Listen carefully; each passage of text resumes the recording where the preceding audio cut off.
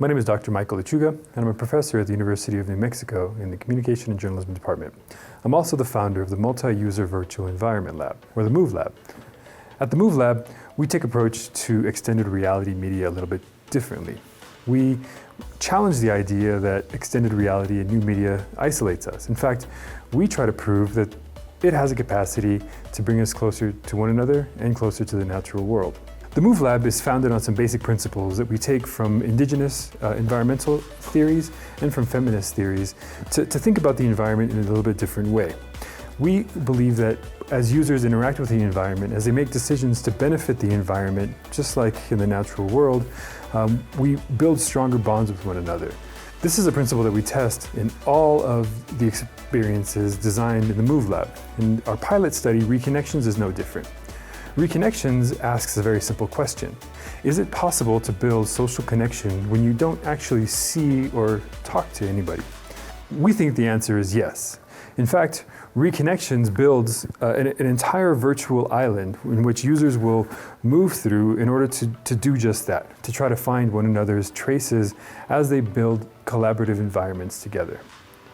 At the MOVE Lab, our hope is not only to train the next generation of media producers in extended reality industries to compete on the market of what is a fastly growing industry, but we also want to train them with the capacity to have an ethical awareness of our relationships to one another, as well as our relationships with the natural world.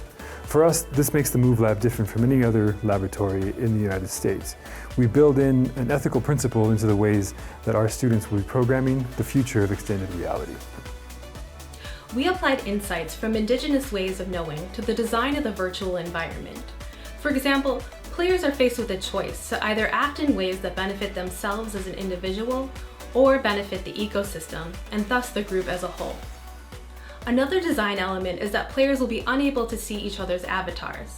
The presence of another player can only be reflected in the colorful, shimmering traces that are left behind once a player decides to make a decision that benefits the ecosystem.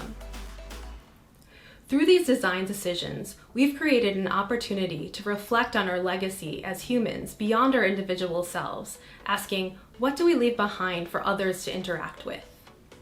In this 3-level virtual environment, 4 players are spawned onto an island, each player starting in a different quadrant of the environment. The players are presented with a series of tasks leading to the inner sanctum of the island. The tasks change from individual ones to tasks that require 2 players to a cooperative team task. At each level, players choose a mode of task completion that either benefits themselves individually or benefits the ecosystem. These choices will affect the player's experience of the environment and on their ability to connect with others, progress through the levels, and complete the next tasks.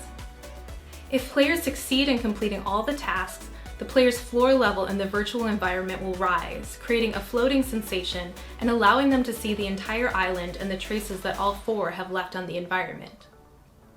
There is a likelihood that the game doesn't always end well, which reflects the nature of living in a world with others who don't share the same attitudes towards the environment. I am Bobby Laudeman, the lead programmer for the Extended Reality for Learning Lab at California State University, San Bernardino. Our lab is the primary developer of the game. The lab is a space where faculty, students, and staff come together to imagine teaching, learning, and research with the newest technologies.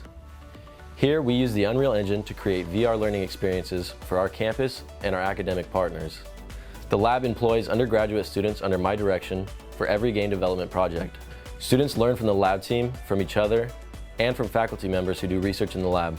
Reconnections is the most complex project we've attempted so far. Our team includes 2D, 3D, and animation student artists, a videographer, and several student programmers. What's important is that the students get hands-on experience with game design.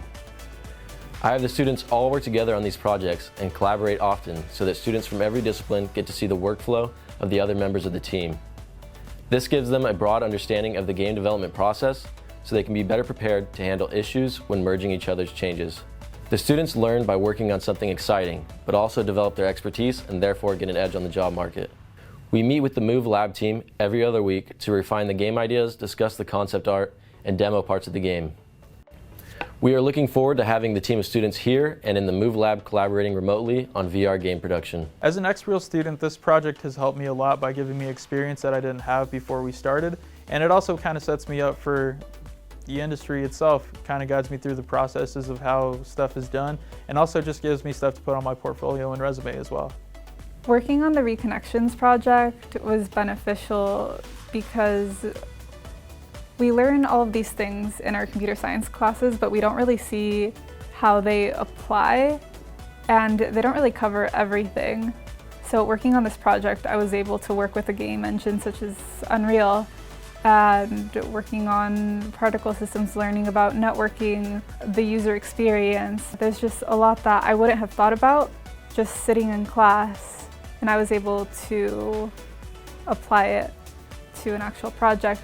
We expect Reconnections to enjoy broad appeal in ways that we think could open up the VR industry, and we're already working on a list of future applications and contexts for this project, from schools, museums, and galleries to installations in public spaces.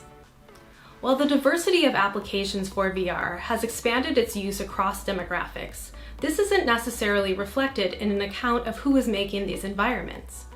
Reconnections is the work of a team of faculty, staff, and students from across 3 universities, all of whom are committed to the mission of using Indigenous epistemology to change the way we experience virtual worlds and creating ethical stewards of our physical world.